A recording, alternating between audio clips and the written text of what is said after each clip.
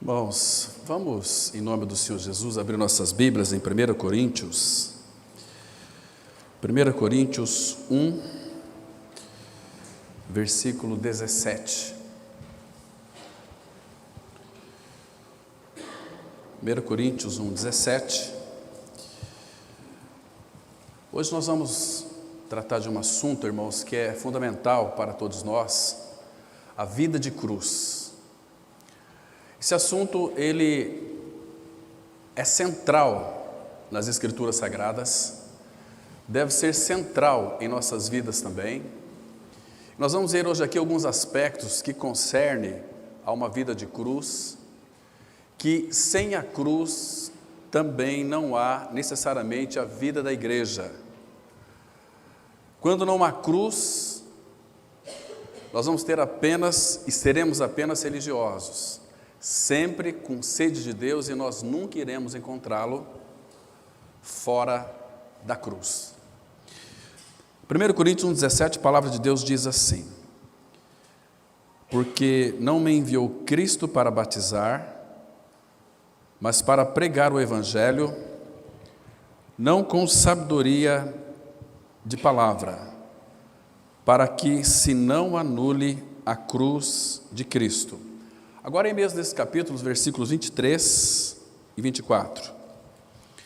Mas nós pregamos a Cristo crucificado, escândalo para os judeus, loucura para os gentios. Mas para os que foram chamados, tanto judeus como gregos, pregamos a Cristo, poder de Deus e sabedoria de Deus. Vamos ter uma breve palavra de oração. Pai Santo, nós louvamos e agradecemos ao Senhor pela liberdade que nós temos de nos reunirmos debaixo do nome do Senhor Jesus. Pai, rogamos ao Senhor que nesta noite tenhamos céus abertos em direção a esse local. Que Teu Espírito seja a única voz a ecoar nesta noite. Pai, esvazia as nossas mentes de todo o acúmulo de sujeira e maldade que essa semana entrou pelos nossos olhos, pelos nossos ouvidos. Remove tudo isso de nós, toda a sujeira, qualquer tipo de sujeira, Pai. Desentulha os nossos ouvidos, olhos, mentes e corações, para que então possamos verdadeiramente estar recebendo a Tua palavra como palavra de Deus que é em realidade. Que essa palavra, Pai, perfure os nossos corações, que a Tua palavra nos espanque, que a Tua palavra nos edifique, porque é o próprio Senhor da palavra. Então, Pai, entregamos nas Tuas mãos este tempo de reunião. Nós dependemos do Senhor para que Tu fales conosco. A nossa grande necessidade, Pai, é ouvir a Tua voz. Nos dê sabedoria e alegria para receber a Tua palavra e para proclamar a Tua palavra. Em Cristo Jesus nós oramos. Amém. Irmãos, uma das grandes tragédias atuais do cristianismo, de uma forma geral, como que em toda a história da igreja você vai perceber que o cristianismo sempre ele entrou em decadência quando de fato eles perderam a centralidade de Cristo e a cruz. Irmãos, o apóstolo Paulo, ele era um homem que falava 3 línguas. O apóstolo Paulo, aos 12 anos, ele foi colocado aos pés de Gamaliel, e ali ficou toda a sua vida. Ele aprendeu tudo que concerne a leis, profetas, os salmos e Jó. Mas quando ele teve um encontro com o Senhor, lá em Atos capítulo 9, irmão, ele então entendeu da parte do Senhor que verdadeiramente ele precisava de ser reconstruído. Porque todo o acúmulo de conhecimento que Paulo tinha era apenas letra morta. Assim como também era com Nicodemos. Vocês se recordam quando ele foi de noite ter com Jesus e sabia muitas coisas a respeito de Jesus. Sabia que ele era mestre, sabia que ninguém poderia fazer aqueles sinais que ele fazia, se Deus não fosse com ele. Interessante que Jesus, de uma forma tão polida, chamou aquele Nicodemos, principal dos judeus, já velho. Ele sentia que faltava alguma coisa, então Jesus revelou para ele a cegueira de Nicodemos, quando disse para ele: em verdade te digo, disse 2 vezes, em verdade te digo, que aquele que não nascer de novo não pode ver o reino de Deus.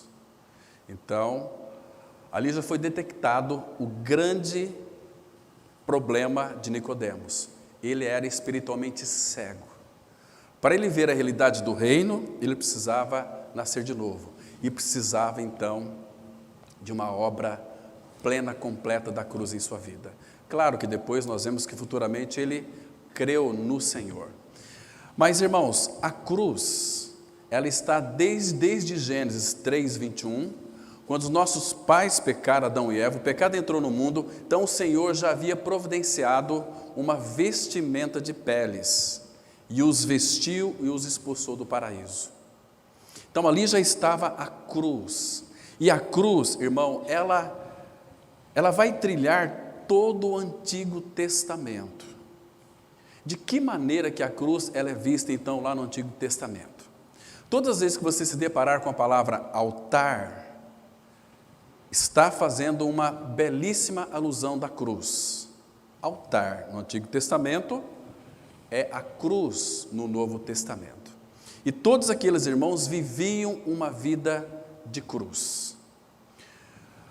Por exemplo, quando Deus chamou Abraão, e eu queria que vocês ficassem bem concentrados, irmãos, para poder compreender as Escrituras, porque se nós não compreendermos as Escrituras, uma das primeiras coisas que Satanás fará é roubar a palavra que foi semeada. Não acha aquilo que o Espírito vai lhe revelar no seu coração nessa noite, e eu tenho orado para que isso aconteça em todas as reuniões, irmãos, é que você depois ore a respeito disso. Não se contente apenas com aquilo que vai ser dado para nós hoje, mas na sua casa, ore para que a palavra, o Espírito a impregne em seu coração, para que ninguém mais roube. Ore a respeito disso, para que Ele lance mais luz, porque um desejo do Pai é tudo aquilo que Ele revela a nós, Ele também quer formar em nós. Porque, irmãos, senão não adianta as nossas reuniões. Nós nos reunimos, ouvimos a palavra, achamos interessante, mas no dia a dia ela se perde. Então nós temos que reter a palavra. O Senhor Jesus, Ele disse assim, em João 14:23, se alguém me ama, guardará a minha palavra. Meu Pai o amará, e viremos para Ele e faremos nele morada.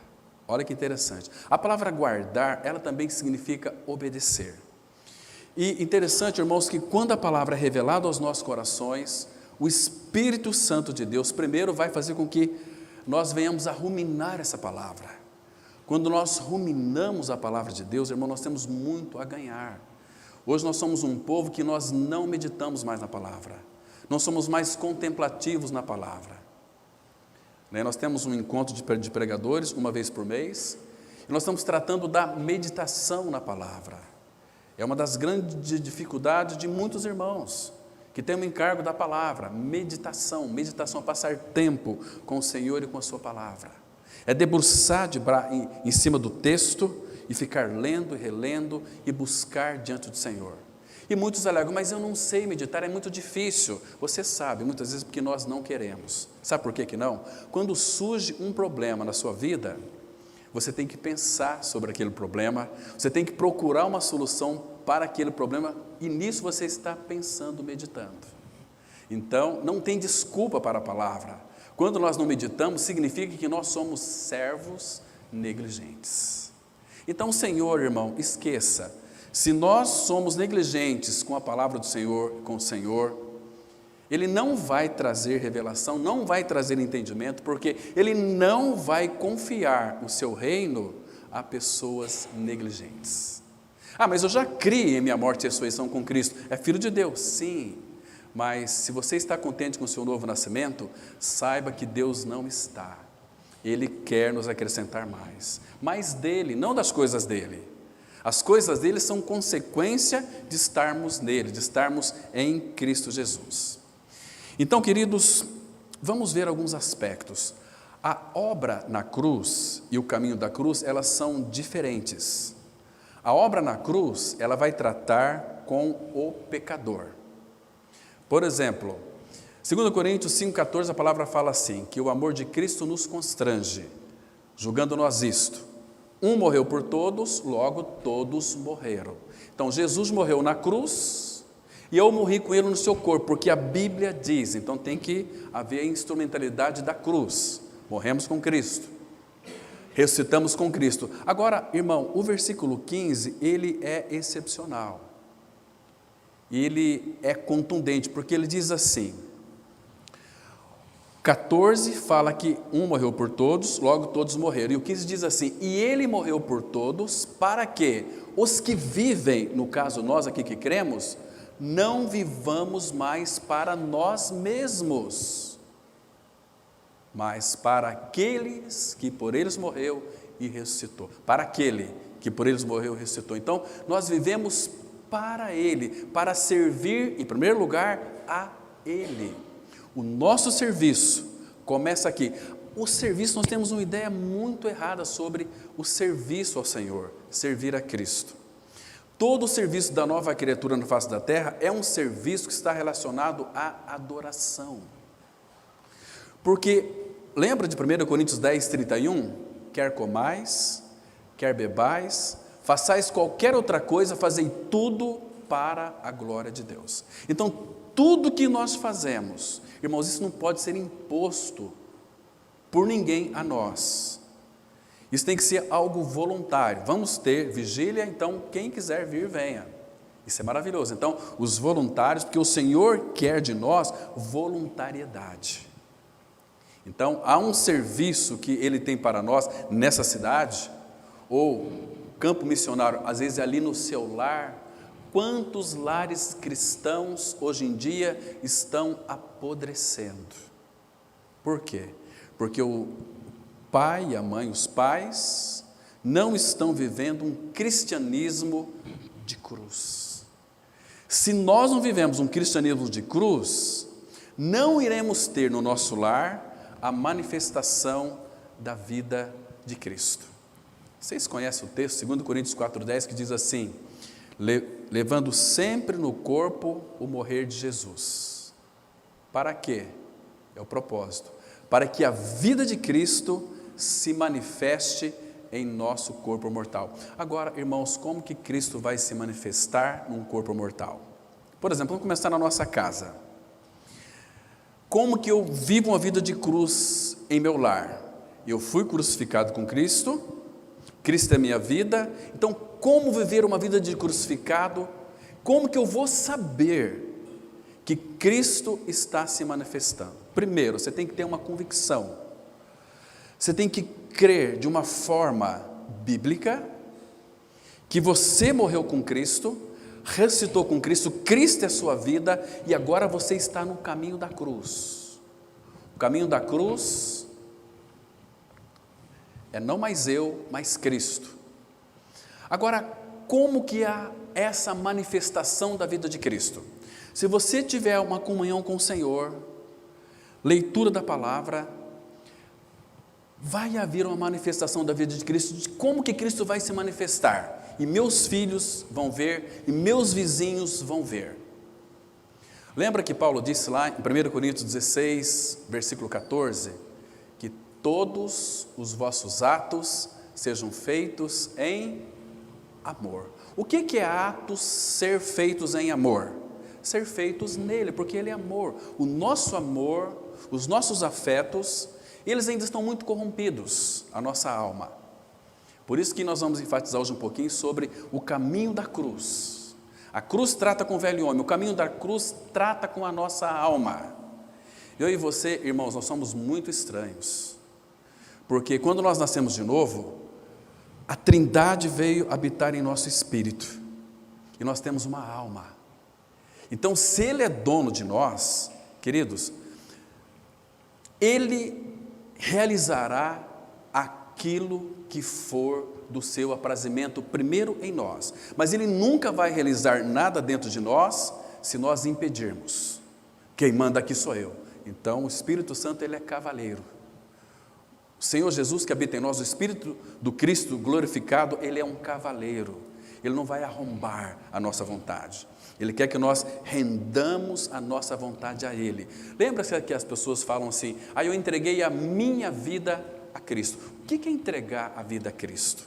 É entregar o seu coração. A minha vida está no campo das afeições, está na minha vontade, nas minhas emoções, no meu pensamento, na minha força da alma. Então tudo isso tem que ser entregue a Ele. Por isso, irmãos, temos que entender. Muitos confundem aquele texto de Gálatas 2:20, falando que ele está tratando ali do pecado. Não é do pecado. Quem diz que é do pecado?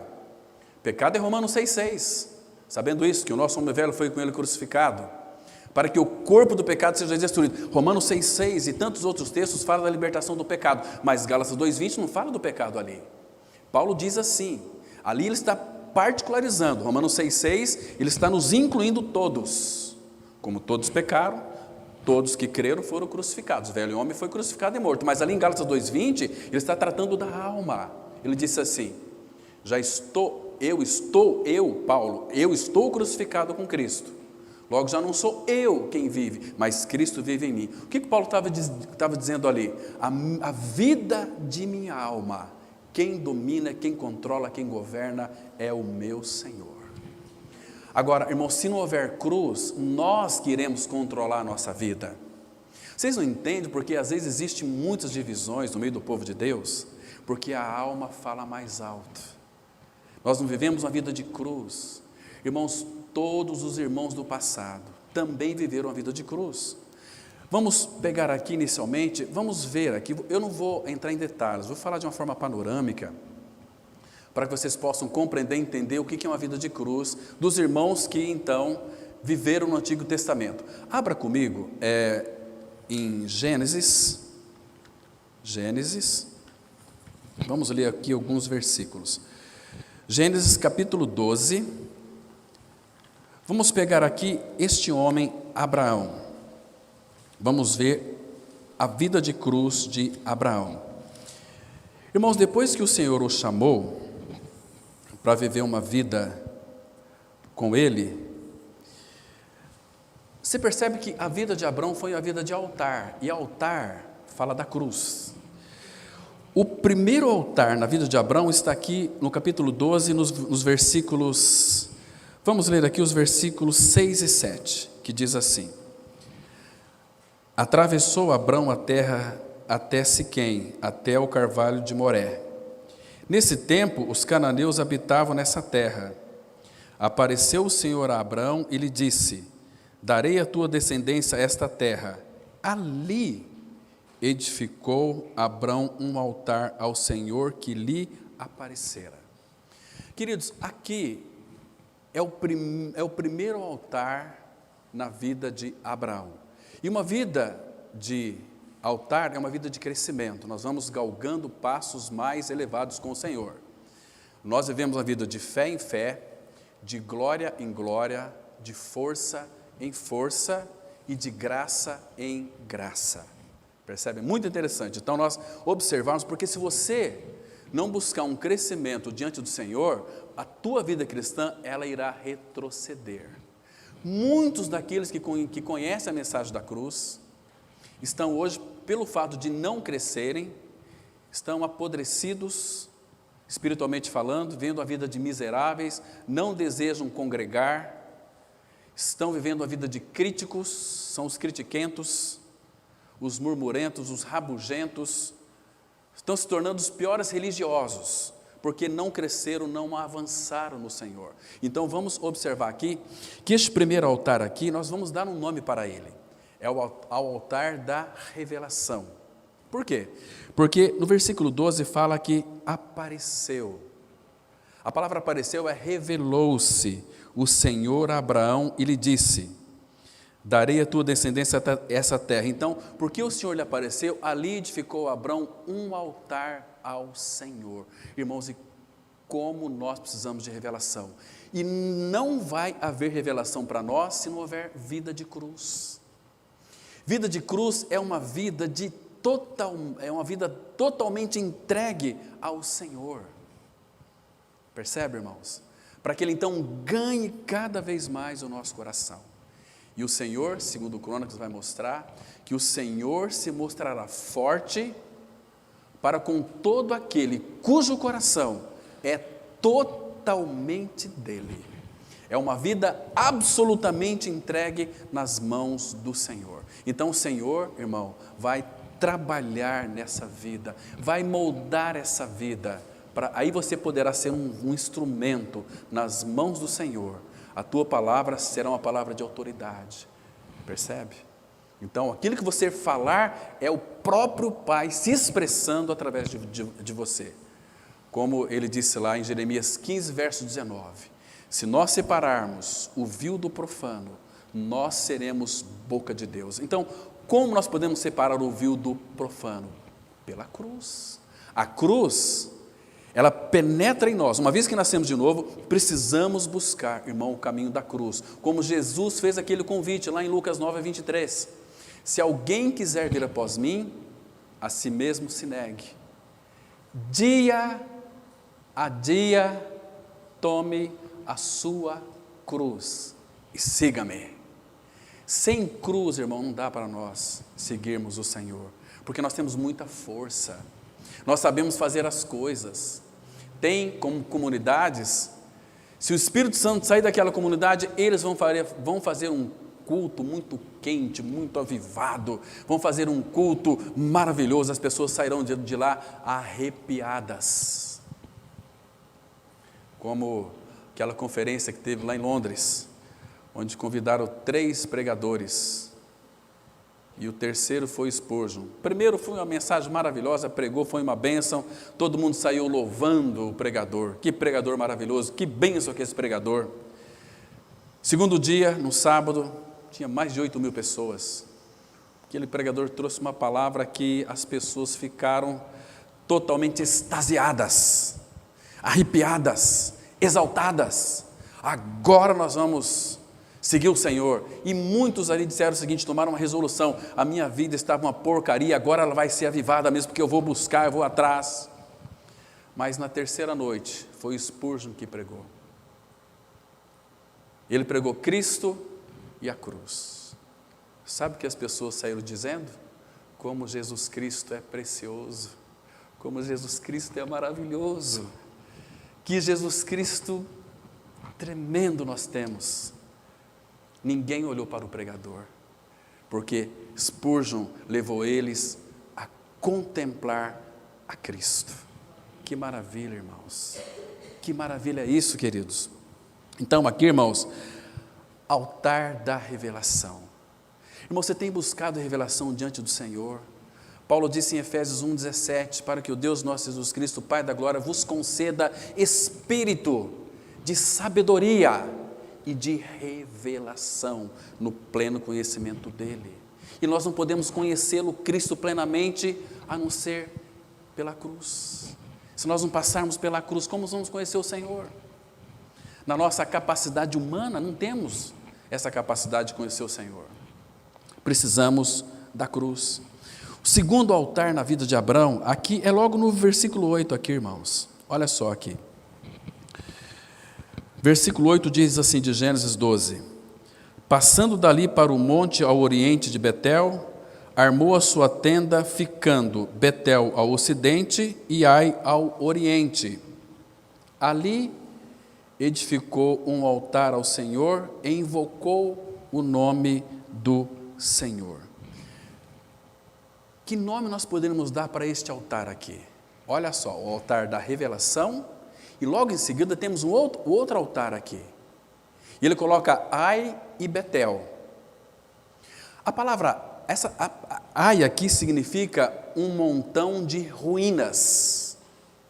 E Betel, Bet é casa. El, de El, Shaddai é Deus. Betel é casa de Deus. Então esse altar é o altar da separação, porque observa aqui, passando ali para o monte ao oriente de Betel, armou sua tenda, ficando Betel ao ocidente e Ai ao oriente. Ai ficou para trás. Então ele se separou de um monte de ruínas para a casa de Deus. E nós vamos entender hoje aqui, irmãos, sem cruz não há casa de Deus. Estão me compreendendo?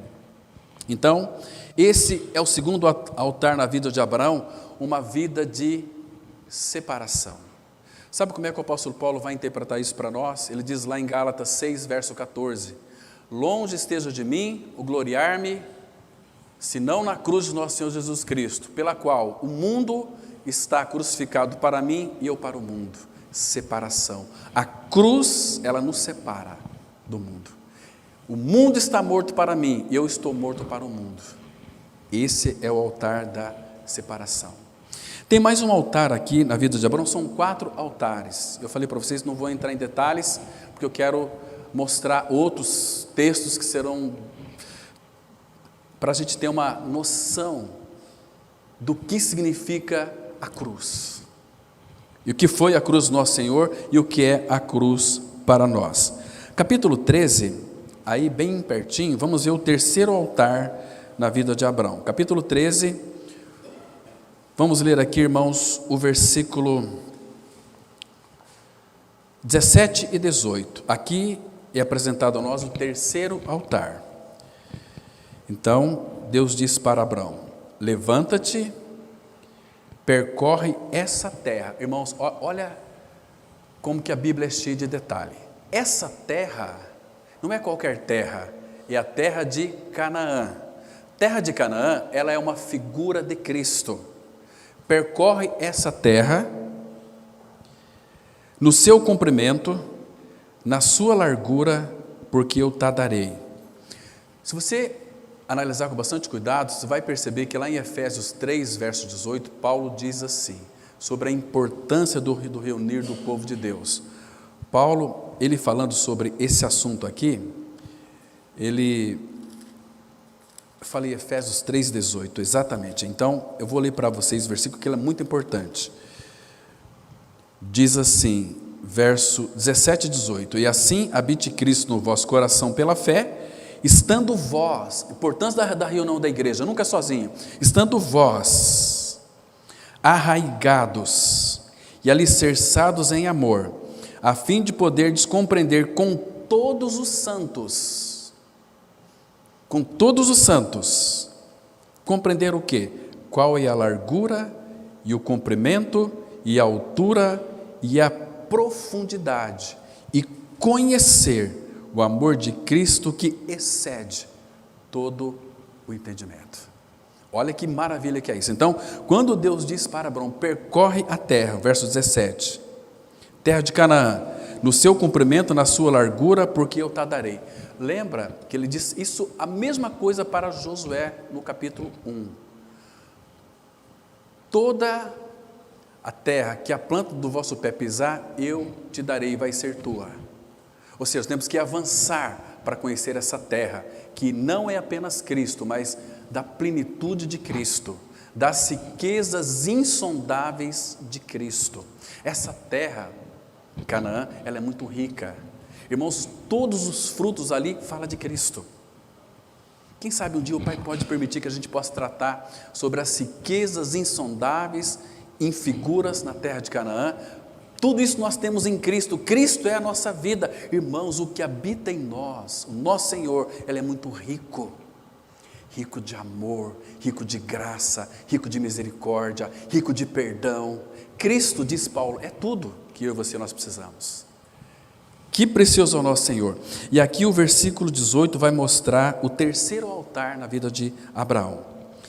E Abraão, mudando as suas tendas, foi habitar nos carvalhais de Manre, que estão junto a Hebrom, e levantou ali um altar ao Senhor. Altar é uma alusão da cruz. Aqui, irmãos, foi logo quando ele se despediu de Ló. Ló, ele escolheu segundo a sua vista, segundo o ponto de vista humano. Ele olhou, viu aquelas pastagens, aqui é um lugar adequado para mim colocar os meus animais. E foi armando suas tendas até chegar em Sodoma e Gomorra. Ló era um homem justo. Porém, vocês se lembram quando Deus resolveu dar cabo de Sodoma e Gomorra? Ló não era um filho de Deus, estava ali, era justo. Pedro disse que ele afligia a sua alma, ele sofria por ver o procedimento libertino daquela cidade. Mas com quem que Deus foi falar? Com Abraão, que ele estava separado. Mas aqui, irmãos, este altar é o altar da comunhão, porque a palavra Hebron significa comunhão. Então, percebe que há um crescimento, revelação, separação. Quando temos a revelação do Senhor, quanto mais Cristo é revelado no teu interior, e Ele tem que ser formado em nós, mais você vai estar separado do mundo. Vida de cruz, vida de altar. E quanto mais separado do mundo, mais você vai ter comunhão com o Pai. Com o Pai. Ele anseia por uma vívida comunhão conosco, irmãos. Sabe como é as nossas orações? É só pedir coisas para Deus. Não é que isso seja errado. Lembra de George Miller? Ele disse que orava, para orar 5 minutos, ele passava 1 hora em oração. Porque ele tinha que orar pela igreja, pelo orfanato, e isso levava tempo. Mas acabou os pedidos, muitos infelizmente saem daquele momento. Agora que é hora de você começar a orar, de você conversar com o Pai, de ter comunhão com o Pai, de desfrutar do Pai, as pessoas saem. Em nome de Jesus, amém. E sai. Não, irmão. Ali é hora de você começar uma vida de intimidade, comunhão com Ele. Você no seu quarto falando com Deus, o Pai. Olha que lindo é isso. Pai, Tu és tão maravilhoso, Tu és tão majestoso, sublime. Pai, como Tu podes me alcançar, um homem, uma mulher que vivia no lamaçal do pecado. Salmos 40, Ele me tirou de um tremedal de lama, de um lamaçal do pecado, e me firmou os pés sobre uma rocha, porque Ele está interessado em você. Ele lhe ama com um amor que nós não compreendemos. Então aqui é o altar da comunhão, mas vamos agora para o altar da adoração de Abraão. Aqui, Gênesis capítulo 22, tem mais um precioso altar na vida de Abraão. E aqui, irmãos, nós vamos parar um pouquinho, nos deter um pouco aqui, que não dura, que o tempo ele urge, ele passa muito rápido. Muito bem, capítulo 22, esse aqui é o 4º altar na vida de Abraão, é o altar da adoração. Irmãos, aqui tem uma figura muito linda da pessoa, do filho. Vamos ler a partir do versículo 1. Depois dessas coisas, pôs Deus a Abraão à prova e lhe disse: Abraão, este lhe respondeu: eis-me aqui. Você está vendo, irmãos, que uma pessoa depois que tem a revelação do Senhor, que é separado do mundo, que tem comunhão com o Senhor, é uma pessoa que está pronta. Abraão, eis-me aqui, é o altar da maturidade, altar da adoração na vida de Abraão. Eis-me aqui. Acrescentou Deus: toma teu filho, teu único filho, Isaque, a quem amas, e vai-te à terra de Moriá. Guarde esse nome aqui, terra de Moriá, e oferece-o ali em holocausto sobre um dos montes que eu te mostrarei. Abraão, não é um monte que você quer ir, é que eu te mostrarei. Aqui, irmãos, Abraão estava totalmente entregue nas mãos do Senhor, como foi o apóstolo Paulo. Você pegar a vida de Abraão e do apóstolo Paulo, depois que Paulo então entendeu a vida de cruz, Paulo agora ele enxergava, até na lei, ele enxergava amor, graça e misericórdia. Percebe? Paulo exaltava a lei de Deus. Então aqui, que eu te mostrarei, versículo 3, levantou-se. Eu queria que vocês lessem com bastante atenção comigo. A gente vai ver alguns textos lá também no Novo Testamento, deixando o nosso dedo aqui. Olha o versículo 3. Levantou-se, pois, Abraão de madrugada, e tendo preparado o seu jumento, tomou consigo 2 dos seus servos e a Isaque, seu filho, rachou lenha para o holocausto e foi para... O que aparece na sua Bíblia aí? O lugar. Lugar que Deus lhe havia indicado. Como é que chama esse lugar? Moriá. Esse lugar aqui, irmãos, abram comigo lá no Evangelho de Lucas, quero que vocês leiam, capítulo 23, deixa marcado aqui, Lucas 23, verso 33. Vamos ver que lugar que é esse. A palavra, ela diz assim, presta atenção aqui nessa leitura de Lucas 23, verso 33. Olha só. Então, o lugar que Deus havia indicado para Abraão era o lugar onde ele tinha que sacrificar o seu filho Isaque, que é uma figura de Cristo. Quando chegaram ao lugar, até parece que é o texto de Abraão aqui, né? Quando chegaram ao lugar chamado Calvário, ali o crucificaram, bem como aos malfeitores, um à direita e outro à esquerda. Vamos voltar lá. Então, depois você vai ter convicção de que esse lugar é o Monte Moriá, onde o nosso Senhor também foi crucificado. Nós vamos ver aqui, interpretar um pouquinho o Antigo Testamento, para a gente chegar num ponto, como que Deus é um Deus tão sábio, é um Deus que tem a história em suas mãos. Que maravilha, nosso Pai. Então, irmãos, ao terceiro dia, erguendo Abrão os olhos, viu o lugar de longe. Então disse a seus servos: esperai aqui com o jumento, e eu e o rapaz iremos até lá, e havendo adorado, voltaremos para junto de vós. Tomou Abrão a lenha do holocausto e o colocou sobre Isaque. Estranho aqui, né, irmão? Abraão, eu creio que se você tiver um filho aí de 12 anos, se tiver um saco de lenha nas costas, nas tuas costas, você vai levar, você não vai colocar nas costas do seu filho, porque aqui, segundo alguns estudiosos, os filhos de Deus mesmo concordam que Abraão está prefigurando Deus o Pai, Isaque, Deus o Filho, porque ele colocou o lenho sobre seu filho, que é a cruz. E aqui, irmãos, olha que interessante. Tomou Abrão, versículo 6, a lenha do holocausto e o colocou sobre Isaque, seu filho, ele, porém, levava nas mãos o fogo e o cutelo. Assim caminhavam juntos. Irmãos, isso traduzido para o Novo Testamento, sabe o que isso significa? Lembra de João 8, 29? O que está escrito lá? Lá está escrito assim: aquele que me enviou está comigo, nunca me deixou só. Então caminhavam os dois juntos. Irmão, que linda figura. Olha o pai contemplando essa cena, porque claro que Deus aqui não queria usar Isaque, e também Isaque não poderia morrer, porque a sombra não morre, quem morre é a realidade daquele que viria, naquele conselho eterno. Quando se reunir a trindade, olha só, irmãos, a trindade reunida, e Deus já sabia que o pecado haveria entrar no mundo. Isso é interpretado por Isaías, no capítulo 6. Então, quando a iniquidade de Isaías foi tirada, da brasa que ele tirou, Atenaz, lá do altar da cruz, e tocou a minha língua, e a minha iniquidade foi tirada, cruz. E depois Deus disse assim, naquela linda voz: a quem enviaremos? E quem há de ir por nós? Então o filho deu um passo à frente e disse: eis-me aqui, envia-me a mim. Isaías 40 vai dizer que: eis aqui estou, ó Deus, para fazer a tua vontade. E a vontade do Pai era ter muitos filhos, ou conduzir muitos filhos à glória. Hebreus 2, versículo 10. Que lindo é isso. Então aqui, aquele que me enviou não me deixou só. Então assim caminhavam ambos juntos. Versículo 7. Quando Isaque disse a Abraão, seu pai: meu pai, respondeu Abraão, eis-me aqui, meu filho.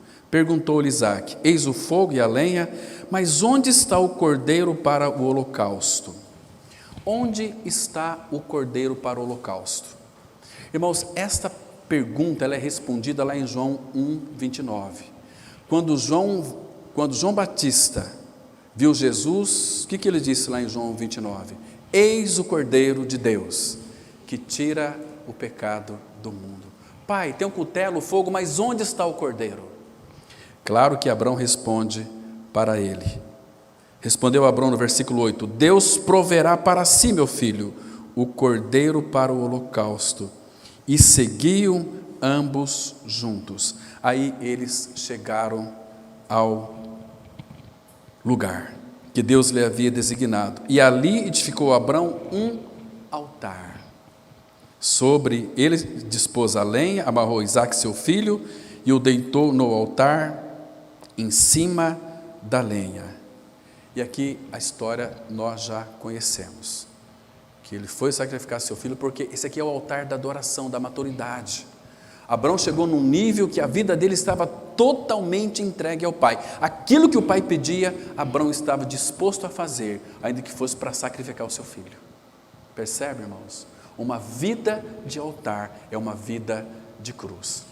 Você se recorda quando Satanás incitou Davi para fazer o censo lá em Israel? Você se lembra daquele texto? Abram comigo, vamos acompanhar essa vida de altar. 1 Crônicas, capítulo 21. 1 Crônicas, capítulo 21. Nós vamos aqui agora analisar algo mais profundo ainda. Aqui, irmãos, no primeiro versículo, 1 Crônicas 21, 1, então Satanás, o que é Satanás aqui, nesse caso? Então Satanás, aqui, irmãos, lá em 2 Samuel 24, 1, fala que é a ira de Deus. Então Satanás se levantou contra Israel e incitou a Davi a levantar o censo de Israel, para contar os seus soldados.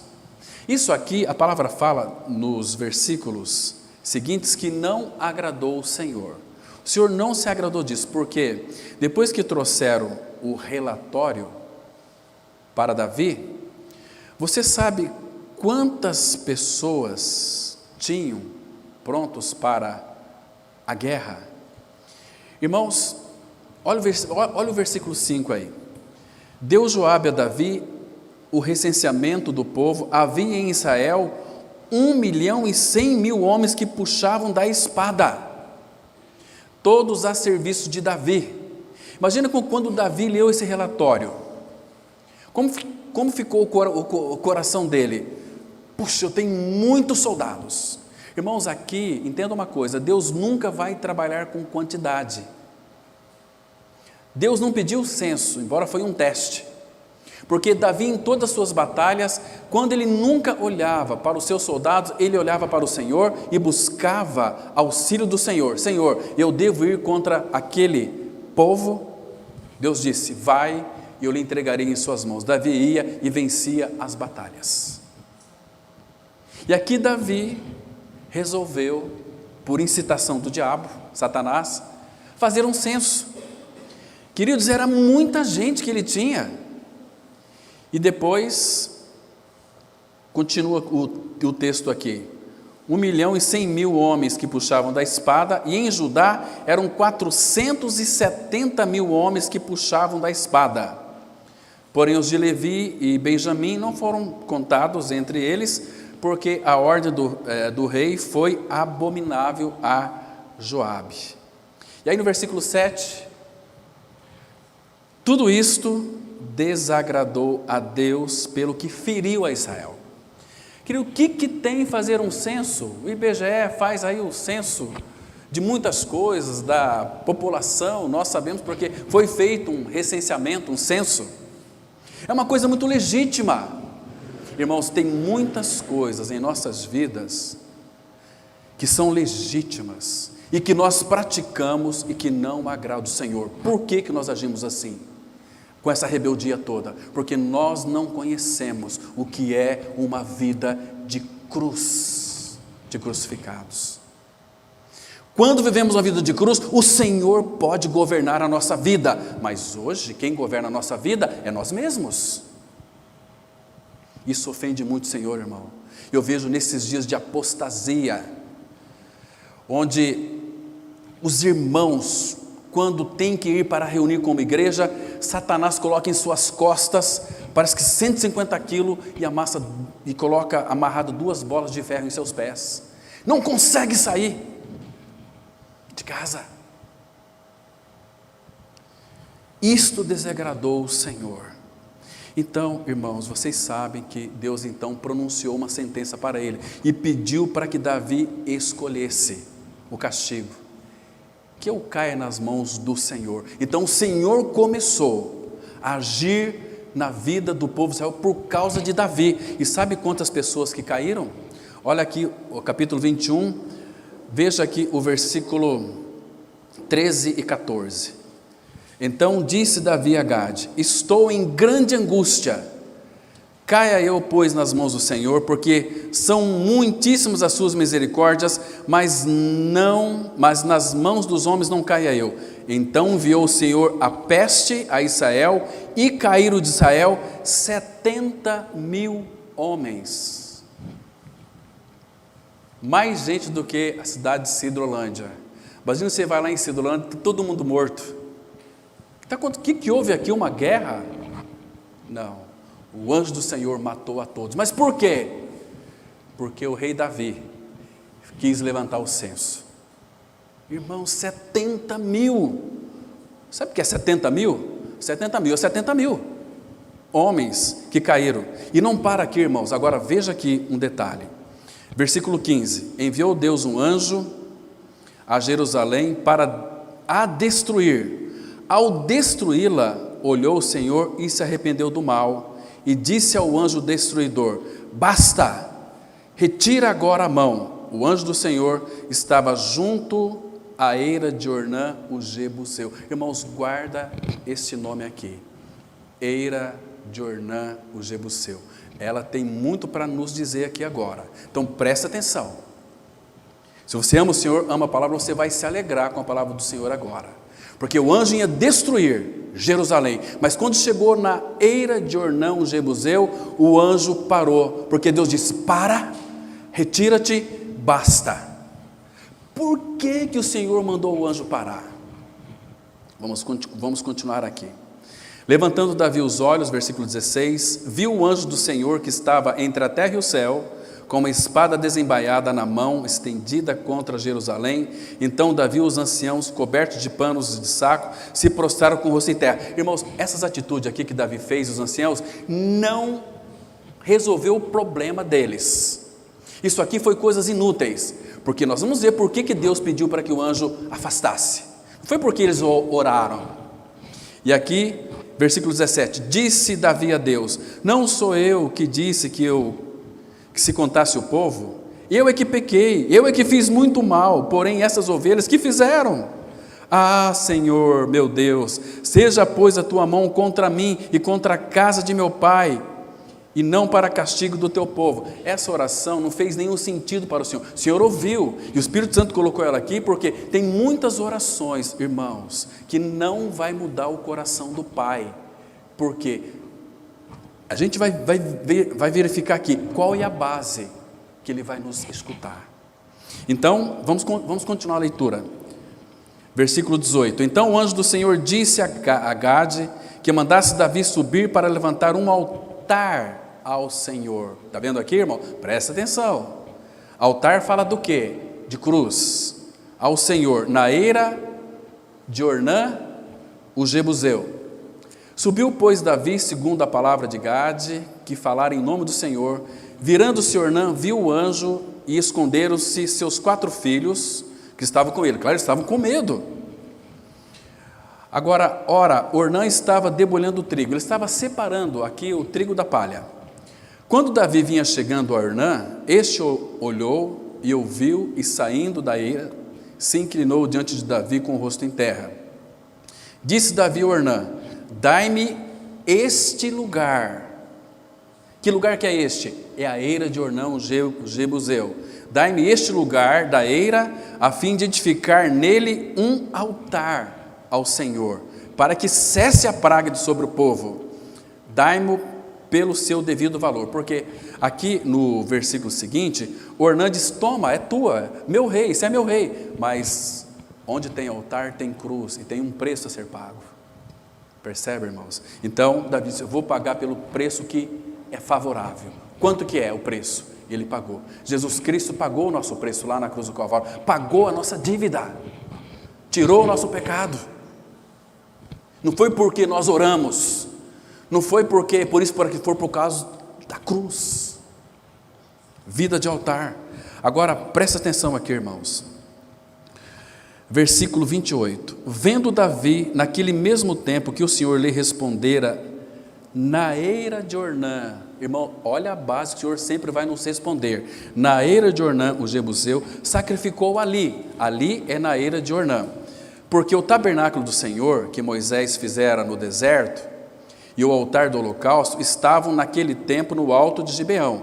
Davi não podia ir até lá para consultar a Deus, porque estava atemorizado por causa da espada do anjo do Senhor. Agora, irmãos, o capítulo 22, olha o discernimento que teve Davi aqui. Presta bem atenção. Disse Davi, aqui é onde? Que local que é esse? A eira de Ornã, o Jebuseu. Aqui se levantará o que, irmão? A casa do Senhor Deus e o altar do holocausto para Israel. Irmãos, presta atenção. Aqui na eira de Ornã, o Jebuseu. Deu ordem Davi, versículo 2, para que fossem ajuntados os estrangeiros que estavam na terra de Israel, e encarregou pedreiros que preparassem pedras de cantaria para se edificar a casa de Deus. Agora vamos ver onde foi edificado a casa de Deus. Segundo Crônicas, capítulo 3, versículo 1. Claro que não foi Davi quem edificou a casa de Deus, foi seu filho Salomão. Mas olha aqui então, irmãos, capítulo 3, verso 1. Encontraram aí? Segundo Crônicas, capítulo 3, verso 1. A palavra de Deus diz assim: começou Salomão a edificar a casa do Senhor em Jerusalém, no monte Moriá, onde o Senhor aparecera a Davi, seu pai, lugar que Davi tinha designado na eira de Ornã, o Jebuseu. Irmãos, por que Deus não destruiu Jerusalém? Porque quando ele ia destruir Jerusalém por causa da rebeldia de Davi, o anjo estava entre o céu e a terra, na eira de Ornã, o Jebuseu. Ali era o monte Moriá. Queridos, o que o pai contemplou ali no monte Moriá? Lembra que o lugar onde crucificaram o Senhor Jesus Cristo? No monte Moriá, porque ele contemplou o Filho, e o Filho veio para aplacar, satisfazer a ira do Pai. E Jesus na cruz, ele bebeu até a última gota do cálice da ira de Deus, senão ele teria que nos destruir, nos mandar todos para o inferno. Mas por causa de Cristo e a cruz, a ira do Pai foi aplacada.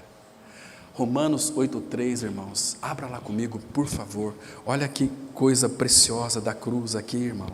Olha onde eu e você nós somos julgados. Romanos 8,3, a palavra de Deus traz uma revelação linda, preciosíssima para o nosso coração, que diz assim: porque, Romanos 8,3, porque o que fora impossível à lei, no que estava enferma pela carne. Irmãos, presta atenção. Irmãos, eu e você, nós não teríamos condições, possibilidades de cumprir a lei de Deus. Por quê? Paulo fala isso lá em Romanos 7. A lei é perfeita, o mandamento é santo, justo e bom, mas eu sou carnal, vendido ao pecado. Como que nós podemos cumprir a lei, irmão? De que jeito? Não tem jeito. Mas se você ler Mateus capítulo 5, Jesus ele disse assim: eu não vim para abrogar a lei, eu vim para cumprir a lei. E ele cumpriu a lei antes de ir para a cruz, porque quando a igreja nascesse, ela não nascesse mais debaixo da lei. Lembra lá em Romanos 6,14? Vocês não estão debaixo, o pecado não terá domínio sobre vós, porque vocês não estão debaixo da lei, estão debaixo da graça. Cristo fez uma obra no Calvário, para nos libertar do nosso pecado. Ele nos atraiu no seu corpo, irmãos, nos crucificou a nossa velha vida adâmica, nos levou à morte, Mas não parou na morte, porque a nossa regeneração é pela ressurreição. Efésios 2,6 vai dizer o seguinte, que juntamente com Cristo, nos ressuscitou e nos fez assentar nos lugares celestiais em Cristo Jesus. Olha a posição que nós estamos colocados pelo Pai, assentados nos lugares celestiais em Cristo. Onde é que você está, meu irmão? Com Cristo nos lugares celestiais. Colossenses 3,3 diz assim, vocês morreram, e a vossa vida, não é que vai estar, a vossa vida está escondida com Cristo em Deus. Onde é que está a sua vida? Pela fé, mas a nossa fé vai se concretizar, escondido com Cristo em Deus. Então, quando eu morrer, meu corpo vai para a sepultura, mas onde é que eu já estou? Em Cristo. Claro que você vai receber um corpo glorificado, Efésios 3, versículo 20, o qual transformará o nosso corpo de humilhação para ser conforme ao corpo da sua glória. Irmãos, que Cristo nós temos, que Senhor maravilhoso nós temos. Agora veja o 3, porquanto o que fora impossível à lei, no que estava enfermo pela carne. Lembra daquele versículo? Você tem que linkar esse versículo 3 aqui com Gênesis 3, 21. Os nossos pais pecaram, o que eles fizeram? Eles fizeram cintas, aventais para si, cozeram folhas de figueira, fizeram aventais para si e se vestiram. Aquela folha não tem nenhum significado, eles estavam nus diante do Pai. Mas depois fez o Senhor Deus, o que é evangelho? O que é graça? É Deus fazendo. Fez o Senhor Deus vestimenta para Adão e sua mulher e os vestiu de peles. Então houve uma morte. Hebreus 9:22 vai dizer o seguinte: segundo a lei, quase todas as coisas se purificam com sangue. Sem derramamento de sangue não há remissão. Então Deus é justo, Ele não pode nos salvar se a justiça dele não for cumprida em nós. E a justiça de Deus se revela no Evangelho, de fé em fé. O justo vai viver pela fé. Agora veja aqui, isso fez Deus. Que lindo, irmãos. Não é eu e você fazendo, é Deus fazendo. Isso fez Deus, enviando o seu próprio Filho em semelhança de carne pecaminosa e no tocante ao pecado. E como efeito, condenou Deus na carne, claro, do Filho o pecado. Irmãos, olha que cena linda aqui. Embora para o Filho foi muito terrível e dolorosa. Lá na cruz, no corpo de Cristo, quando Ele nos atraiu, João 12:32, o meu e o seu pecado foi colocado em Cristo. Quando o meu e o seu pecado foi colocado em Cristo, Deus nos julgou na cruz. Então você entende porque João 8:36 diz assim: se pois o Filho vos libertar, verdadeiramente sereis livres. Livres. Deus nos condenou, nos julgou em Cristo. Deus não pode nos julgar duas vezes. Por isso que Romanos 8:1 diz assim: agora pois já nenhuma condenação há para os que estão em Cristo Jesus. Isso é muito lindo, é precioso demais. Elias, ele viveu uma vida de cruz. Se você lê 1 Reis 17, todo aquele capítulo, Deus preparou Elias 3 anos e meio para usá-lo um dia. E no dia em que Deus foi usar Elias, o que Elias fez? Como que estava o altar do Senhor? Estava destruído.